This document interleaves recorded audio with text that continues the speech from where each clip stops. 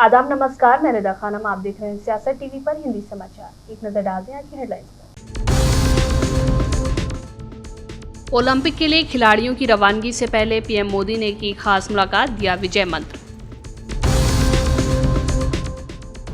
मुंबई में शिवसेना यूवीटी नेता संजय राउत ने भाजपा और पीएम पर किया तीखा प्रहार। हाथरस पीड़ितों से मिलकर राहुल गांधी ने सीएम योगी आदित्यनाथ से की मांग, प्रशासन पर लगाए गंभीर आरोप। तेजस्वी यादव बोले, बिहार में एक इंजन भ्रष्टाचार में लगा हुआ है तो दूसरा इंजन अपराध में। किरोड़ी लाल मीणा बोले, राष्ट्रीय अध्यक्ष जेपी नड्डा जी को इस्तीफे की कॉपी सौंप दी है, स्वीकार करना या नहीं आलाकमान करेगा तय। कीर स्टारमर की पार्टी 400 पार, सुनक बोले आई एम सॉरी। अब समाचार विस्तार से। पेरिस ओलंपिक के लिए खिलाड़ियों की रवानगी से पहले पीएम मोदी ने आज उनसे खास मुलाकात की और उन्हें विजय मंत्र दिया। भारत पेरिस ओलंपिक के लिए लगभग 120 खिलाड़ियों का दल भेज रहे और उसे उम्मीद है कि इस बार वे टोक्यो ओलंपिक से बेहतर प्रदर्शन करेंगे। खिलाड़ियों की सुविधा के लिए इस बार भी कुछ नई नई चीजें करने का प्रयास किया है, लेकिन फिर भी मैं कह नहीं सकता हूं कि हर एक को सब कुछ वहां सुविधाजनक होगा ही कि नहीं होगा, लेकिन कोशिश की है। इन दिनों हम वहां के जो भारतीय समुदाय है उनको भी जरा एक्टिवेट करते हैं, उनको मोबिलाइज करते हैं, जरा आप भी हमारे खिलाड़ियों के साथ जरा जुड़िए। कुछ डिसिप्लिन रहती है, इसलिए उतने तो निकट नहीं रह सकते, लेकिन फिर भी वो ख्याल रखते हैं, चिंता करते हैं। जिसका खेल पूरा हो जाता है उसकी तो भरपूर चिंता करते हैं, लेकिन हम कोशिश करते हैं कि एक प्रकार से आप लोगों के लिए कंफर्ट रहे, असुविधा ना हो और आप लोग अच्छा परिणाम लेकर के आए। मेरी तरफ से आप लोगों को बहुत बहुत शुभकामनाएं हैं और मैं आप लोगों का फिर से एक बार इंतजार करूंगा जब आप 11 अगस्त को तो सारा खेल पूरा होगा। आप में से लोग जल्दी जाएंगे, जल्दी आएंगे, ऐसा तो क्रम रहता है, लेकिन मैं कोशिश करूंगा कि 15 अगस्त को एक बार लाल किले पर जब कार्यक्रम होता है तो आप लोग भी उसमें उपस्थित रहें, ताकि देश देखेगा कि यहां से हमारे ओलंपिक खेलने के लिए जो गए थे, क्योंकि ओलंपिक खेलने जाना ये भी बहुत बड़ी बात होती है। मुंबई में शिवसेना यूवीटी नेता संजय राउत ने भाजपा पर निशाना साधा। संजय राउत ने पीएम मोदी के बयान पर तीखा प्रहार किया। उन्होंने कहा कि हम हैं, इसीलिए देश है, ये ज्यादा दिन तक नहीं चलेगा। आगे कहा कि मुंबई में बड़ी बड़ी बसें हैं, महाराष्ट्र सबसे बड़ा औद्योगिक स्टेट है, यहाँ क्या नहीं है, हमसे ही सब कुछ आपने सीखा है। कि हम है इसलिए देश है, लेकिन ज़्यादा दिन ये नहीं चलेगा। मुंबई में बड़ी बड़ी बसेस है, बीएसटी की बसेस है, बेस्ट की बसेस है। आप देखिए, पहले भी इस प्रकार की जब जल्लोश हुए थे, उत्सव हुआ था, तो मुंबई में बसेस, महाराष्ट्र इतना बड़ा औद्योगिक स्टेट है, यहाँ क्या नहीं है मुंबई में? हमसे तो आपने सीखा है ना सब। झारखंड के मुख्यमंत्री हेमंत सोरेन ने कहा कि आखिरकार हमारे पास एक नया मुख्य न्यायाधीश है। भारतीय कानून कहता है कि केवल विशेष परिस्थितियों में ही एक कार्यकारी मुख्य न्यायाधीश वहां रह सकता है, और वो भी केवल 1 महीने के लिए। मुझे जो जानकारी मिली है उससे पता चला है कि उनका कार्यकाल भी बहुत छोटा है। तो गतवा हमें नया मुख्य न्यायाधीश मिल ही गया।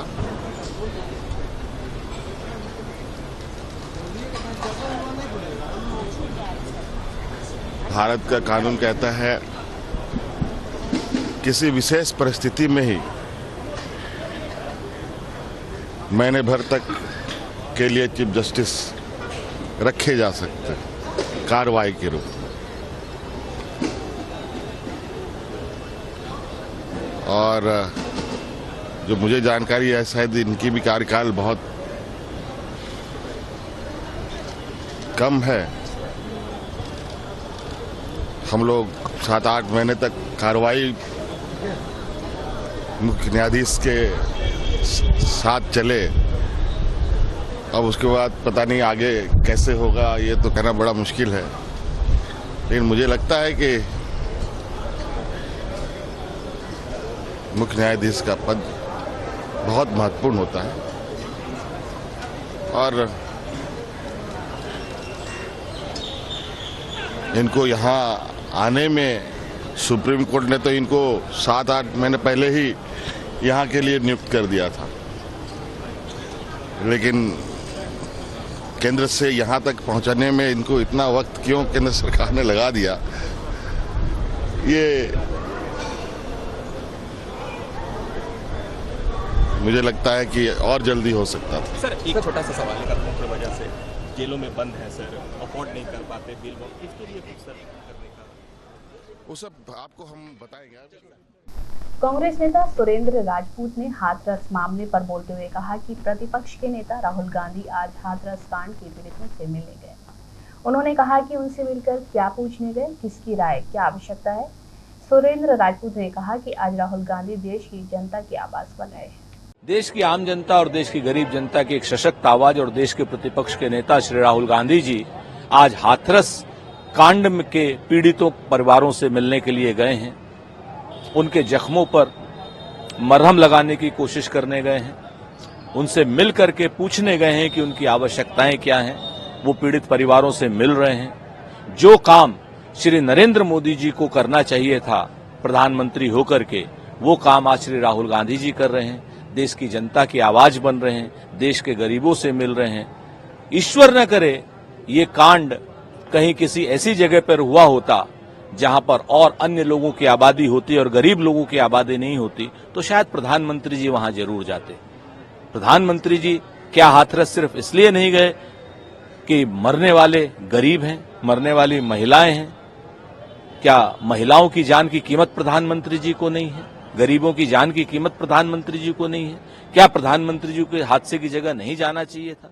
ये सारे प्रश्न जनता के मन में। झारखंड में विधानसभा चुनाव से पहले नेतृत्व में परिवर्तन देखने को मिला है। यहाँ चंपई सोरेन को हटाकर एक बार फिर से हेमंत सोरेन को मुख्यमंत्री बनाया गया है। वहीं अब झारखंड के प्रभारी और केंद्रीय मंत्री शिवराज सिंह चौहान ने मुख्यमंत्री बदले जाने को लेकर झारखंड मुक्ति मोर्चा पर निशाना साधा है। यहाँ के मैं अत्यंत प्रसन्न हूँ। हटिया विधानसभा के रांची नगर के बूथ में हीनू मंडल के बूथ के कार्यकर्ताओं से मिलने आया और अपने कार्यकर्ता बहनों और भाइयों से मिलके हम सब बहुत प्रसन्न हैं और सबका यही संकल्प है कि फिर से भारतीय जनता पार्टी को यहां से भारी बहुमत से जिताना है और झारखंड में सुराज लाना है, अराजकता का राज समाप्त करना है। ये क्या हम हमेशा कार्यकर्ताओं के यहाँ जाते हैं क्योंकि बूथ का कार्यकर्ता बेस है, आधार है। यही तो यहाँ लड़ता है पार्टी को जिताने के लिए। तो अपने कार्यकर्ताओं से मिलने और उनसे बातचीत करने आए। इसको किस तरीके से आप देख रहे हैं? ये घोर परिवारवाद है, सत्ता की भूख है जो अपने अलावा और किसी को सहन नहीं कर सकते। आखिर चंपई सोरेन जी का दोष क्या था? विधानसभा के चुनाव तक इंतजार कर लेते, लेकिन मैं ही रहूंगा, मेरे परिवार के अलावा और कोई नहीं रहेगा। ये इसी भाव को प्रकट करता है, सत्ता की भूख को प्रकट करता है। लेकिन भारतीय जनता पार्टी कार्यकर्ताओं के दिल्ली के मुख्यमंत्री अरविंद केजरीवाल की जमानत को लेकर दिल्ली हाई कोर्ट में सुनवाई हुई है। इस दौरान कोर्ट ने केजरीवाल के वकील से कहा कि जब आपको जमानत निचली अदालत से भी मिल सकती है तो ऐसे में आप हाई कोर्ट क्यों आए हैं। कोर्ट ने सुनवाई के दौरान सीबीआई को अपना जवाब दाखिल करने के लिए भी नोटिस जारी करने के साथ साथ समय भी दिया है। दिल्ली हाईकोर्ट में सुनवाई के दौरान सीबीआई की तरफ से पेश हो रहे वकील ने अपनी दलील में कहा कि अरविंद केजरीवाल को निचली अदालत में जमानत याचिका दायर करनी चाहिए, जबकि वह ऐसा न करके सीधे हाई कोर्ट आ गए हैं। इस पर अरविंद केजरीवाल की तरफ से वकील अभिषेक मनु सिंघवी ने कहा कि इसे लेकर कानून स्पष्ट है, हम ऐसा कर सकते हैं। सुनवाई के दौरान कोर्ट ने सिंघवी के इस दलील पर उन्हें सुझाव देते हुए कहा कि जब आपको निचली अदालत से जमानत मिल सकती है तो आप सीधे हाई कोर्ट क्यों आए हैं। अदालत कानून की बात नहीं कर रही है, लेकिन ऐसा करने के पीछे कोई कारण तो होना चाहिए। दिल्ली हाई कोर्ट अब इस मामले में सुनवाई के लिए तैयार हो गई है। हाथरस और अलीगढ़ में पीड़ितों से मुलाकात के बाद राहुल गांधी ने कहा कि परिवार बहुत सदमे में है। ऐसी स्थिति में मैं उनकी सिचुएशन समझने की कोशिश कर रहा हूं। राहुल ने सीएम योगी से अपील की है कि पीड़ितों को ज्यादा से ज्यादा मुआवजा मिले। राहुल गांधी ने कहा कि प्रशासन की कमी है, लापरवाही हुई है। की बात है, बहुत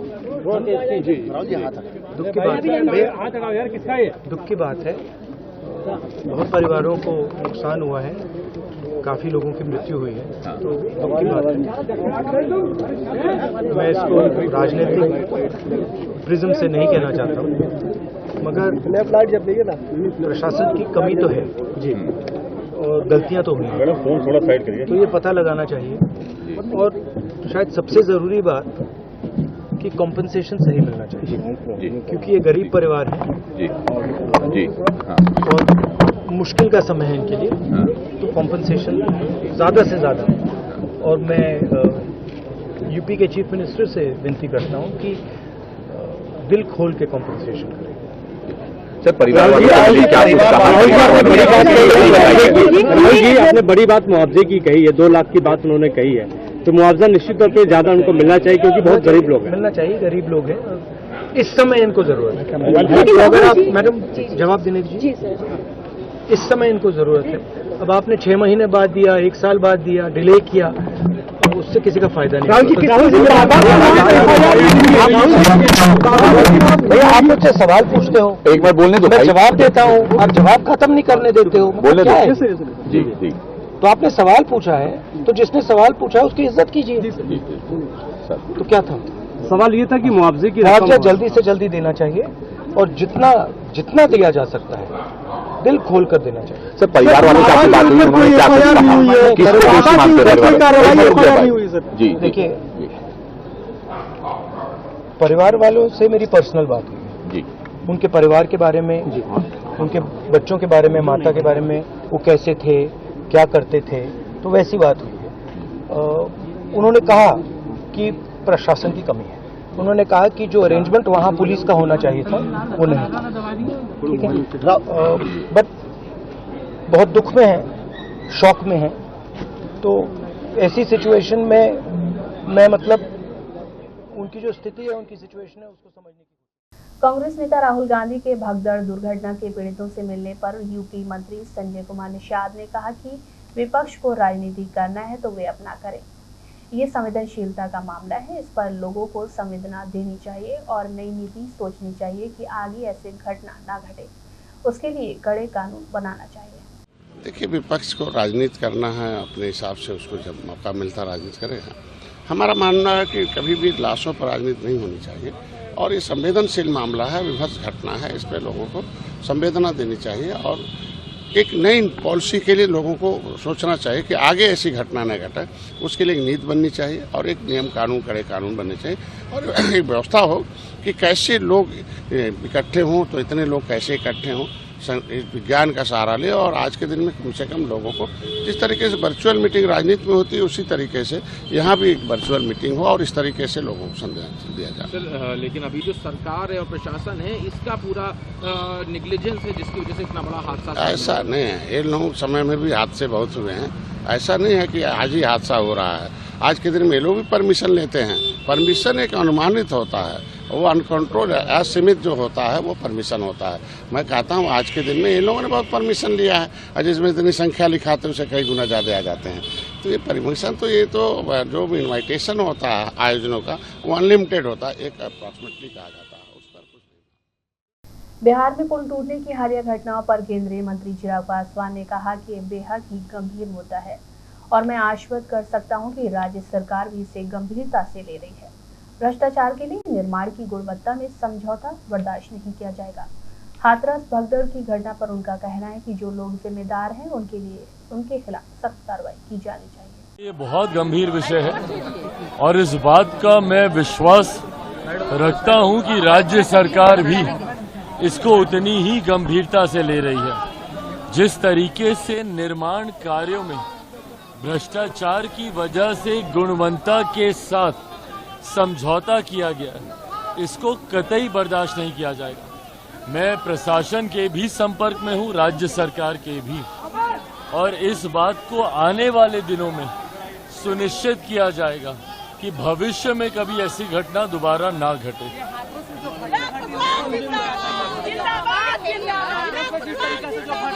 हाथरस की घटना भी अत्यंत दुर्भाग्यपूर्ण है और यकीनन इस घटना पर जो भी दोषी हैं, जिनकी भी लापरवाही की वजह से इतनी जानें गई हैं, हर किसी के ऊपर कड़ी कार्रवाई होनी चाहिए।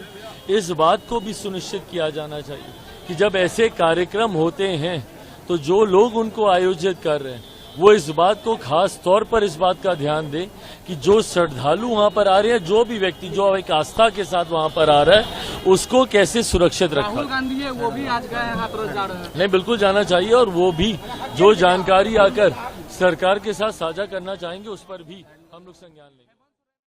बिहार के पूर्व डिप्टी सीएम और आरजेडी नेता तेजस्वी यादव ने कहा कि जिस दिन से नीतीश कुमार सीएम बने हैं, सिर्फ 18 महीने को छोड़ दें तो पूरे समय ग्रामीण कार्य विभाग जेडीयू के पास ही रहा है।